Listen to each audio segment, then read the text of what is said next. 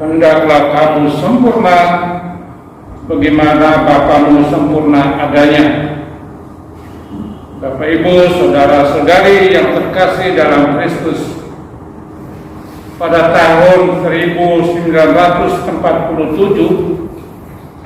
ketika Jazirah India memerdekakan diri dari Inggris, ternyata terjadi kekacauan besar di Jazirah itu, karena ternyata mereka dibagi menjadi dua negara berdasarkan agama, yaitu India yang mayoritas beragama Hindu, serta Pakistan termasuk Bangladesh di dalamnya yang beragama Islam.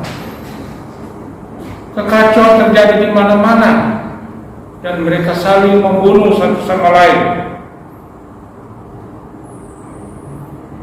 Seorang bapak kehilangan anaknya karena dibunuh oleh orang Pakistan yang Islam. Bapak ini orang India yang hidup.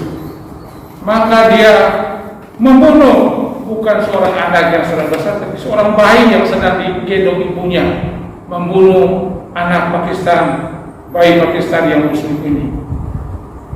Lalu dia datang kepada Mahatma Gandhi dan dalam hati dia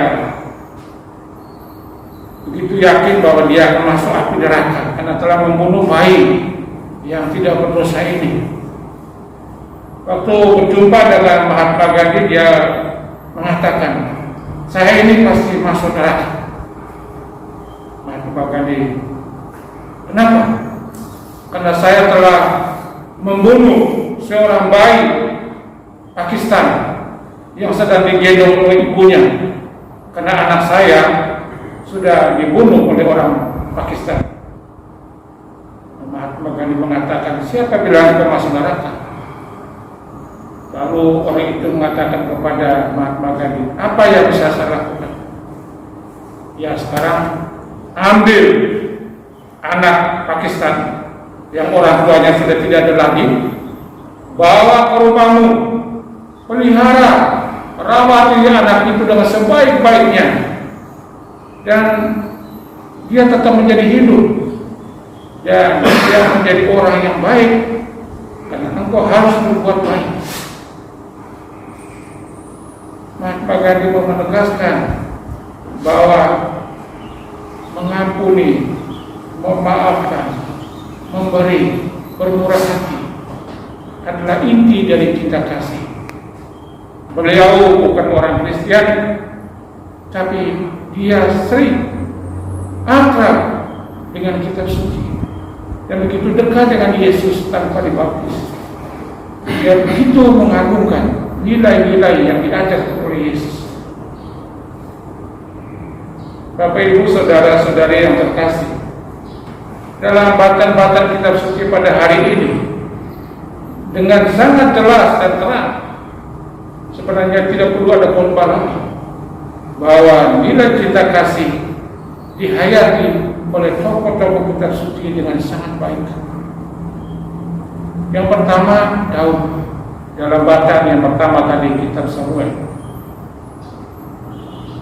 Saul merasa bahwa dirinya mendapat ancaman dari Daud yang telah dipilih Tuhan menjadi raja baru Israel menggantikannya, berusaha membunuh Daud. Mereka ke padang, membawa Saul ke padang, membawa banyak tentara, 3.000 orang, hanya untuk mencari seorang Daud. Dia hanya ditemani oleh beberapa orang. Pada saat itu, ketika mereka tidur di perkemahan, Tuhan seakan membuka mata Abisai yang bersama Daud mau menyelamatkan Daud itu, di mana dia ingin supaya Daud membunuh Saul. Kalau hari ini Tuhan telah menyerahkan orang ini kepadamu, Daud jawab, tidak. Aku tidak akan menjamah orang yang telah diurapi oleh Tuhan. Dia hanya mengambil tombak dari kepala Saul yang ditancapkan ke tanah dan pergi dari situ tanpa seorang pun yang tahu. Daud percaya bahwa orang-orang tidak mengetahui kedatangan mereka ke situ adalah perbuatan Tuhan sendiri. Maka dia tidak mau membunuh Saul, tapi dia mengatakan kepada orang-orang begini, Saul supaya datang kembali mengambil tombak itu dan membawanya kepada Saul. Daud begitu yakin bahwa dia memiliki satu identitas rohani, orang yang diurapi oleh Tuhan, maka dia tidak boleh membunuh orang yang juga diurapi oleh Tuhan. Sekalipun Saul kelakuannya tidak baik, ingin membunuhnya. Daud mengalami bagaimana kemurahan Tuhan menyertai dia. Dia tidak dibunuh oleh Saul, walaupun dia hanya dikawal oleh beberapa orang. Dalam bacaan Injil hari ini kita dengar bagaimana Yesus memberi nasihat rohani kepada murid-muridnya. Para murid mungkin merasa bahwa saatnya Yesus harus membalas orang-orang Yahudi yang seringkali menentang Yesus. Yesus punya kuasa untuk itu. Dia dapat menyembuhkan orang sakit, mengusir setan, memperbanyak roti. Mereka seakan memiliki ambisi supaya orang-orang yang menentang Yesus itu dibinasakan. Yesus memilih hal yang lain. Yesus tahu siapa dirinya, tugas dan perutusannya. Maka dia menasihati para murid supaya mereka melakukan kebajikan-kebajikan utama dalam hidup sebagai bentuk pengungkapan cinta kasih dan menghayatinya dengan baik. Maka dia mengajak mereka untuk mendoakan orang yang menganiaya mereka, memberi berkat bagi orang yang mengutuk mereka. Mereka juga harus memberi tanpa menantikan balasan. Dan mereka harus mengampuni dengan tidak menghakimi orang lain. Para murid diajak supaya mereka merenung panggilan mereka juga, karena mereka mengambil bagian dalam tugas keputusan Yesus sendiri, membawa kebaikan bagi dunia. Dan Yesus memberikan kepada mereka nasihat yang utama, hendaklah kamu menjadi sempurna bagaimana Bapamu di surga sempurna adanya. Apakah mereka benar-benar menjadi sempurna? Tidak menjadi masalah. Yang penting mereka harus menanamkan dalam diri mereka keunggulan-keunggulan rohani, kebaikan-kebaikan yang diberikan Tuhan kepada mereka. Mereka amalkan itu, mereka hayati itu. Jangan mereka menggunakan itu sebagai identitas rohani mereka, sebagai murid-murid Kristus. Demikian juga mereka harus mengampuni, memaafkan bagi orang-orang yang menyusahkan mereka. Mereka diminta supaya berkorban demi kebaikan banyak orang. Apa yang dilakukan oleh Yesus, apa yang diucapkan oleh Yesus, kemudian ditangkap oleh Paulus dengan menulis surat kepada jemaat di Tesalonika bahwa mereka sebenarnya harus memilih hal yang tepat bagi dirinya. Mereka harus memilih apa yang baik untuk dirinya. Pada jemaat di Korintus, Paulus menasihati mereka supaya mereka memilih yang tepat, yang benar. Karena memilih yang tepat dan benar membawa mereka kepada kebaikan dan keselamatan. Memilih yang tidak tepat, yang tidak benar membawa mereka kepada kebinasaan. Dan yang menjadi tolok ukur adalah Yesus sendiri sebagai Adam baru. Adam yang lama telah memilih yang salah, maka mereka diusir keluar dari Taman Firdaus. Adam yang baru, Yesus memilih yang tepat, memilih berkorban, mengampuni, memaafkan, memberikan hidupnya bagi tebusan bagi banyak orang. Dan demikian ada keselamatan. Bapak Ibu saudara-saudari yang terkasih, dalam pembukaan tadi ada sebuah lagu yang telah dinyanyikan tadi yang cocok bagi kita, rupanya itu dinyanyikan oleh anak-anak. Tapi tidak salah kita menyanyikannya, karena ini menyatakan kita sebagai anak-anak Allah.